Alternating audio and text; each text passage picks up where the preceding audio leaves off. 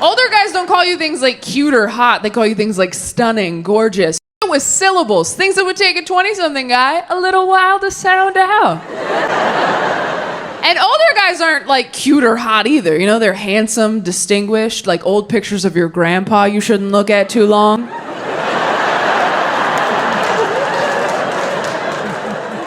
You ever find one of those in an old dusty box? You're like, who is that? Oh, that's wrong. Okay. They're not your family in those pictures yet. They're just the past. It is a gray area. Oh, I'll get weirder. You ever see a picture of your parents when they were young and hot and you get like weirdly mad because you know they would have never dated you? I saw a picture of my dad in college football once. I didn't talk to him for 3 weeks. I'm like, you would have left me at a drive-in, you Danny Zuko piece of shit. He's like, what? I'm like, I can't hug you for a year, and I don't want to talk about it. Taylor Tomlinson is a stand-up comedian whose rise to fame is marked by talent, persistence, and authenticity. Born on November 4th, 1993, in California, she began her comedy journey at just 16 years old, performing in church basements and local venues. Her early start gave her the foundation to develop a unique voice in comedy. I have male friends who will before a date so that they don't finish too quickly. I realize that I have to go on a better date before a date so that I don't fall in love too quickly. I'd love to get off birth control because I'd love to meet me, you know? I've heard that when you get off birth control, you're just like, has anyone in here gotten off of birth control? You have right here? Oh, a lot of us. Okay. All right. How did that go for you? I broke up with my boyfriend. You broke up with your boyfriend of 6 years. These are the stories I'm talking about. This is what I've heard about. You stop doing birth control and you don't. Your sense of smell changes. Your sense of smell changes. By then. Oh my God. So wait, what did your ex-boyfriend smell like before when you were on birth control, and what did he smell like once you got off birth control? You're like, when I was on birth control, he smelled like my future, and when I got off, he smelled like the past. By the age of 19, Taylor decided to pursue stand-up comedy as a full-time career. Her big break came in 2015 when she became a top 10 finalist on NBC's Last Comic Standing, which brought her national attention. From there, she steadily built a fan base with her sharp, relatable humor. How long you been dating? 7 years. Just dating? What's going on, man? You're what? You're young? How young are you? You're 20. Oh, you're 23. How old are you? You're 26. Okay, all right. But you've been dating for 7 years?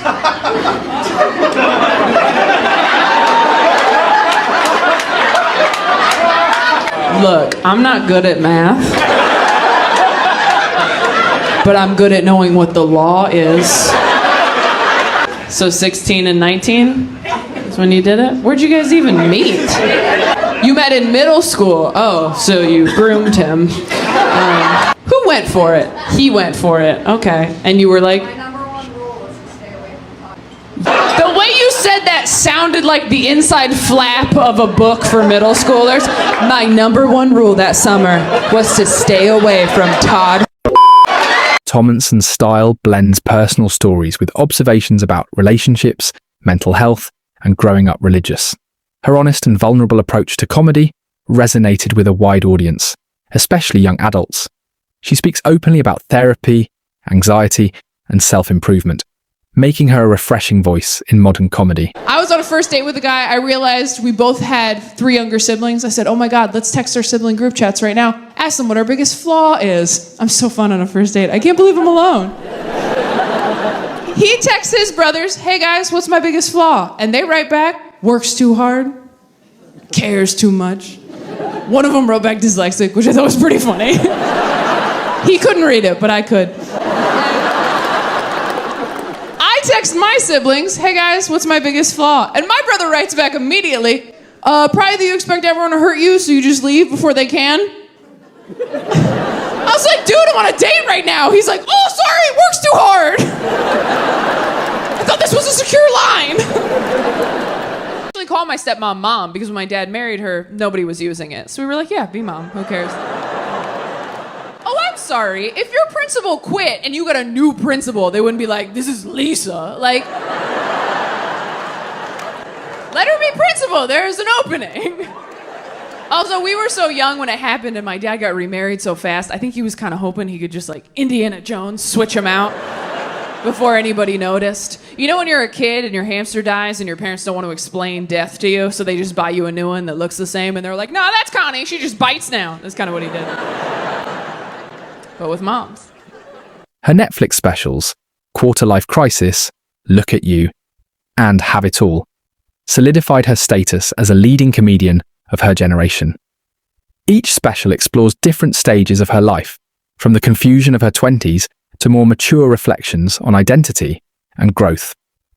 These specials received critical acclaim for their wit and emotional depth. I knew that I was getting super healthy when I started talking to my therapist at the end of sessions the way boys talk to you at the end of dates. Where she's like, so when am I gonna see you again? And I was like, next week's like super crazy for me. Can I just text you and let you know? And she's like, well, let's just get something on the books and we can change it later if you need to. And I'm like, I just don't want to disrespect your time like that. She's like, okay, but to be clear, you do want to see me again, right? I'm like, of course I want to see you again. Are you serious? You're amazing. You're like awesome. Of course I want to see you. I will text you for sure. And then I don't until like 3 weeks later when I'm like, hey, I got sad. Are you around? Okay, so you met at church. You've been dating for 6 months. Are you waiting until marriage to have sex? You are. Whoa.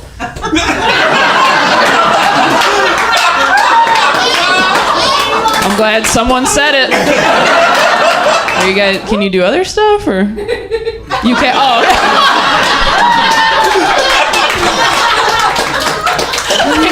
I love you. She goes. Sorry, if you're not religious, I'm sorry if this doesn't resonate with you. I grew up in church, so it was like that was the whole. They really give a like they care so much. It's weird as an adult now to think back. Or they were like, "Hey, don't fuck anybody." You're like, I'm not. Let me just dog-ear this page. I'm in the middle of Aragon. In 2024, she was chosen to host After Midnight on CBS, making her the only woman hosting a network late-night show at the time. The show, which focused on internet culture and comedy games, brought her humour to a wider audience. However, she stepped down after 2 seasons to return to stand-up full-time. Anyone like dated a bunch of people and they all told you the same thing about yourself until you're like, okay, I should address that? Yeah? What'd you get? I was shutting them down in arguments. You were shutting them down in arguments. You mean winning?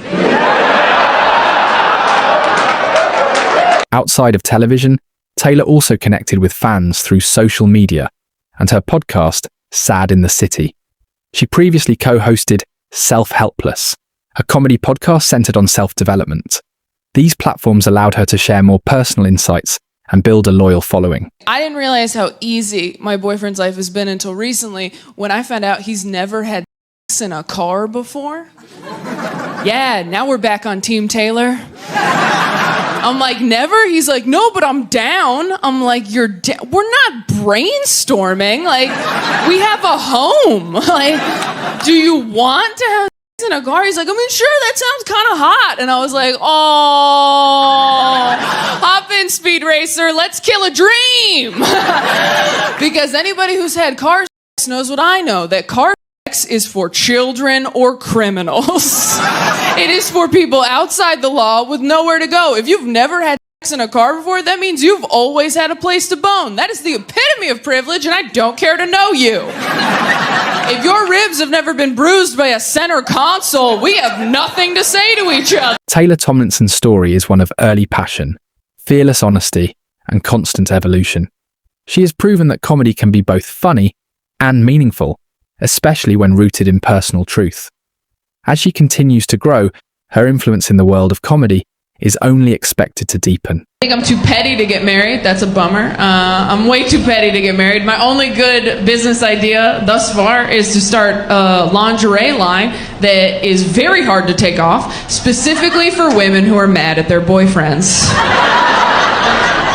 Can see the commercial now. This Valentine's Day, emasculate him with our new line. Do you need some help back there, babe? The woman at the store said it was for experienced lovers. Is that not you? Or I can get some Velcro at Walmart if that would be better. I'm way too petty. I only wear perfume when I'm in a relationship because I know that if we break up and he smells that smell later, he'll get sad, and that makes me happy. Perfume isn't to smell good, it is to haunt him later.